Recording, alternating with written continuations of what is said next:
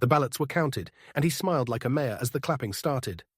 I slid a folder onto the Clubhouse table and said, "Before we adjourn, there's one more budget line you forgot." Then I turned the page and watched his face empty out. We live in a little wedge of Florida coast where the pelicans fly like commuter planes and everything smells faintly of salt and sunscreen. The place is called Sand Key Estates, 38 pastel townhouses tucked behind a gate off 15300 Gulf Boulevard, Madeira Beach, zip 33708. The houses stack like macarons, mint and peach and pale yellow, with bougainvillea clawing at the balconies and an HOA that prides itself on quiet excellence. That phrase is printed under a photo of the pool in our welcome packet, right next to the rules about trash bins and visible clutter. Our HOA president, the role, not the name, was convincing in the beginning. He moved here from Ohio, or said he did, and introduced himself with a grin that made you feel lazy for not having such clean teeth. He took up pickleball and got sunburned in that earnest, tourist way, then won the board election the following March with promises: cheaper landscaping, a new gate motor, and insurance that wouldn't make our eyes water. He had a background in municipal finance, according to his flyer. He said he'd retired at 49. He wore linen shorts like a costume, but a lot of us were wearing our new lives like costumes, and that felt like belonging. Early red flags arrived dressed like favors. The first, a landscaping change. "My team can do it for $2,700 less per month," he said at an April meeting, tapping a spreadsheet with green bars that looked trustworthy.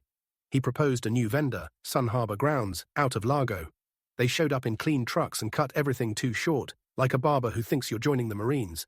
Still, the invoices looked tidy. $1,850 a month, ACH to a Suncoast Credit Union account, ending in 7741. The second, a safety upgrade to the gate. He talked about ADA compliance and the need for a secondary power source. The proposal, 12,400 installed, came from Bayside Access LLC. He waved a binder of UL 325 compliance documents we never read and said, "We're getting a steal." He was generous with his time. That's the way I'd describe what later looked like stage management. He'd stand at the pool cabana on Saturday mornings, talking to retirees and tech transplants about flood insurance and wind mitigation credits, answering emails at 10 p.m. with soothing paragraphs. He created a private Facebook group, Sand Key Neighbors, and posted photos of dolphins with captions like, "This is why we live." He blew leaves off the tennis court himself during a storm, filmed it, and sent the video with the subject line, "Stewardship." He always spelled things right. 2 months in, the fines began to creep. The CCR's covenants, conditions, and restrictions let the board levy 50-day for unapproved exterior changes and 25-day for recurring nuisances. He framed it as community standards. Nobody wants to be the person whose kayak is the wrong shade of blue, so people paid. A woman named Agnieszka from 14C was fined $450 for string lights on her balcony. She's Polish by birth and American by stubbornness. She took them down and baked cookies for the compliance committee. But still, the fines stood. A man named Colin in 7B was hit with $300 for an American flag on a pole that was 4 inches taller than allowed. He shrugged and paid, muttering something about rules being rules when people need them to be. I'm not much for muttering. I'm a forensic bookkeeper by trade, which is a fancy way of saying I find money when it hides. I used to work for a mid-size insurance carrier in New Jersey, tracking down leakage, then did 2 years with a non-profit in Dublin auditing grant flows. My hobby is old cameras and tide tables. My secret pleasure is municipal code. I wasn't looking to do any of that in Madeira Beach. I came here to swim in the mornings and bake bread on Sundays and sit on my balcony with a glass of Vinho Verde like a smug postcard. But numbers call to me the way the sea calls to fishermen. You can ignore it, but then you dream of ledger lines that don't add up and wake up with your heart beating 44. In May, I volunteered for the finance committee because I am weak for agendas. The president welcomed me with a grin, shook my hand a little too long, and said, "We've needed your skills." He sent over the QuickBooks login with a password that had the word dolphin in it and pointed me to folders. Insurance, landscaping, access control, collections. Everything looked neat. That was another red flag. Real life is messy. This looked curated. Sandkey's budget is $326,400 a year, $715 month per unit. Insurance is the gorilla, $147,000. Landscaping had been $11,650 month, now $8,950. Pool maintenance, $1,400. Management company fees, $2,300. Security, $800 for a midnight patrol that barely slowed down. We kept a reserve at Achieva Credit Union, account ending in 2218. The operating account was at Regions Bank, ending 0933. That's where I noticed the first hairline crack. On May 14th, an ACH withdrawal of $9,750 appeared with the memo, Sun Harbor Grounds. The vendor file in QuickBooks matched the ACH with the Suncoast Credit Union routing and account number. The TIN on file 35-0-OR-4478 matched the W-9 he'd uploaded. No problem, but then I clicked into the audit trail. The W-9 had been replaced on April 30th by a new file. Same TIN, different box checked, disregarded entity. And the signature was a scan with a cut-and-pasted line that someone had forgotten to feather, so the edges looked too sharp, like a sticker on a scene. The address field showed a P.O. box in Seminole, P.O. Box 1210. The previous file had a street address, 1100 Starkey RD, Suite 203. I googled Sun Harbor Grounds and found a legitimate company. Their address was the Starkey Road one. Their Secretary of State Registration, Florida Division of Corporations, showed an officer named Jorge Ruiz, AN 84-367-291. The TIN on our W-9 wasn't that. The payments we were making weren't going to Jorge's accounts. They were going to something that had borrowed his name. There's a word for that, piggybacking. I didn't panic. I sent an email to the president and CC'd our property manager, a woman named Patrice, with a voice like a gavel. Can we get the executed contract with Sun Harbor? I asked. And a copy of their W-9 straight from them. He replied within 10 minutes, Of course, I'll have them send.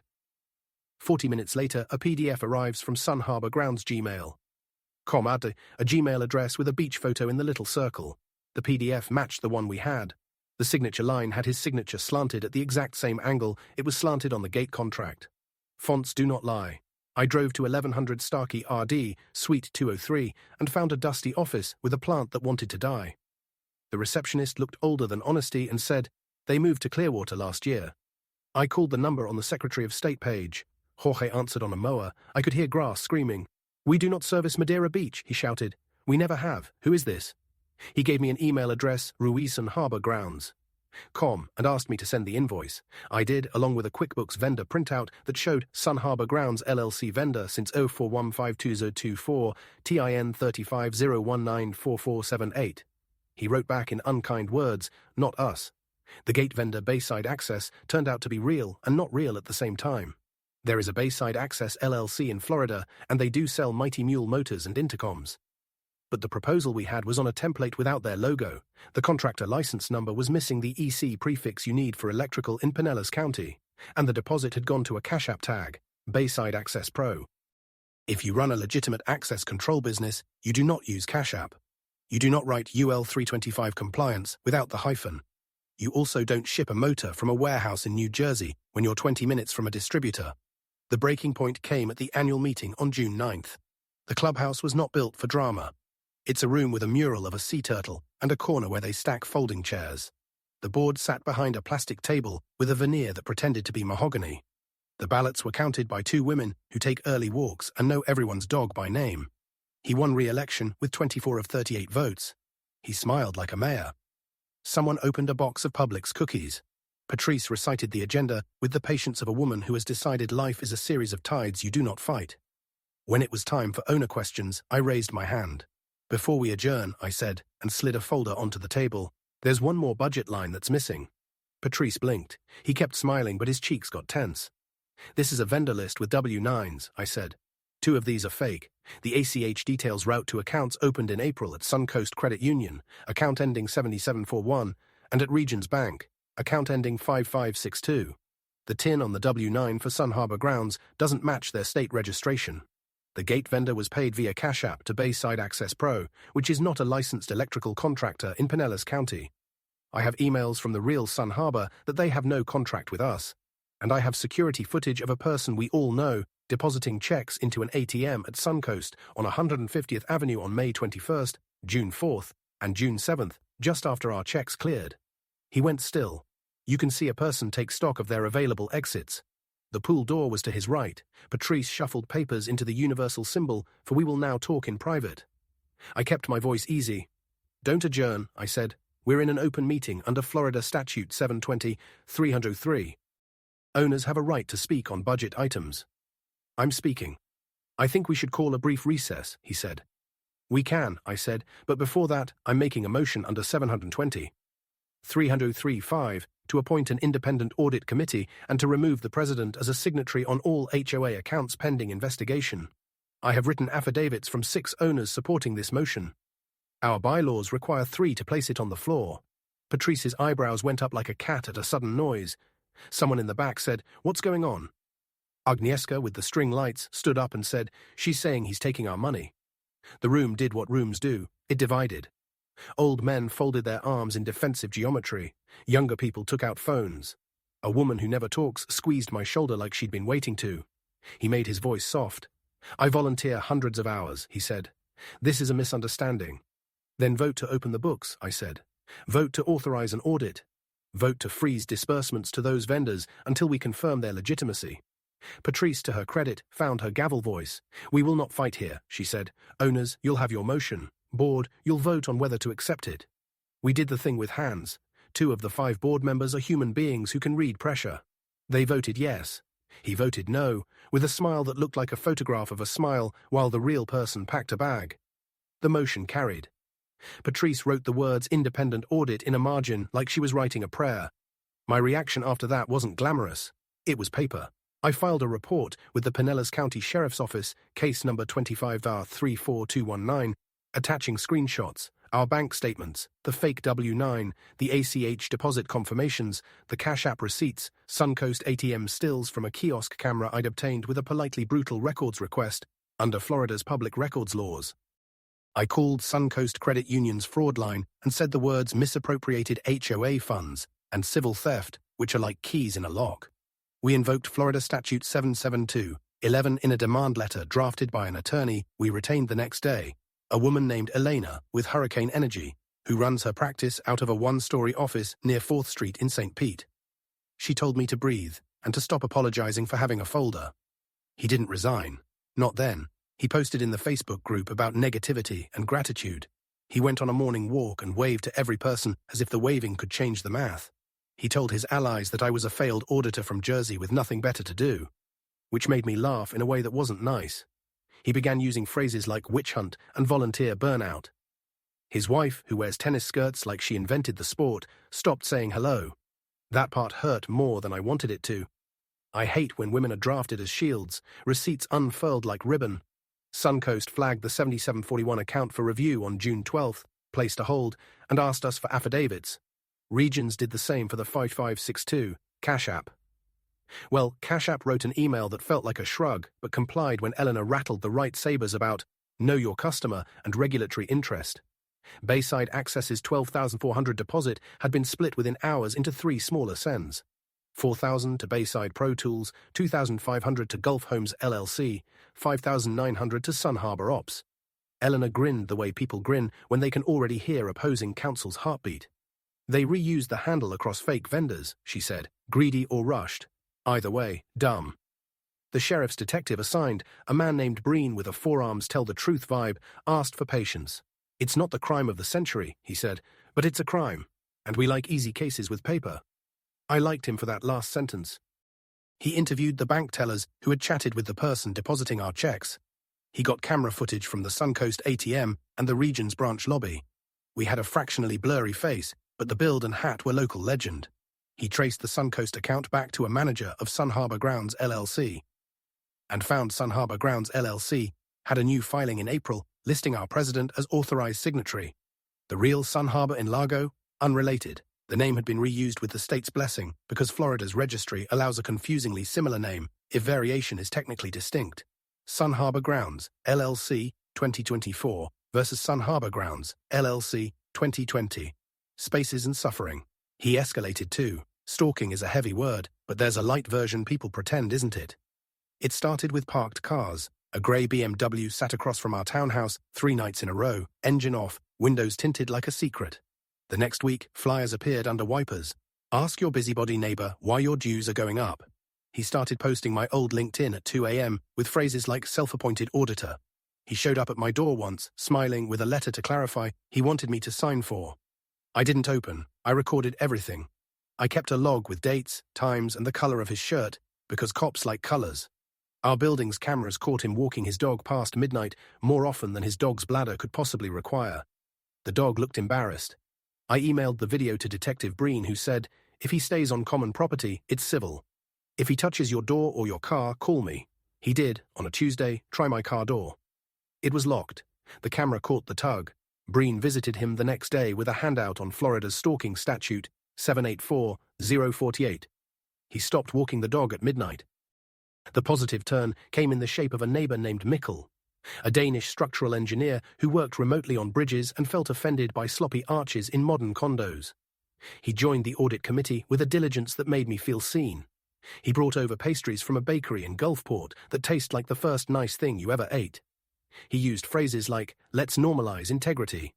He built a reconciliation spreadsheet in Google Sheets with color coding that deserved a diploma. "We're missing 63,212 over 60 days, he said, tapping the total. Half to Suncoast, half to Cash App. He traced the Cash App sends back to 2 ATM withdrawals at a Wawa on Park Boulevard. Mikkel is the kind of person who asks the Wawa manager for a receipt printout and charms them so thoroughly that they offer a free coffee. We had timestamps now, and the timestamps matched bank footage. A retired Spanish banker named Teresa, who lives in 9A and has hair that does not move in wind, joined us. She'd handled fraud desks in Madrid and taught me to love the rolling R in reconciliation. She taught me to phrase emails to banks as if a regulator were reading over my shoulder. She held my hand in a way that made me understand how mothers sit with daughters who didn't come from them but did. She also brought over tortilla española, which can heal corruption if served hot. We called a special meeting under 720, 303.10 for August 4th. The agenda: removal of an officer for cause. The clubhouse filled like a courtroom.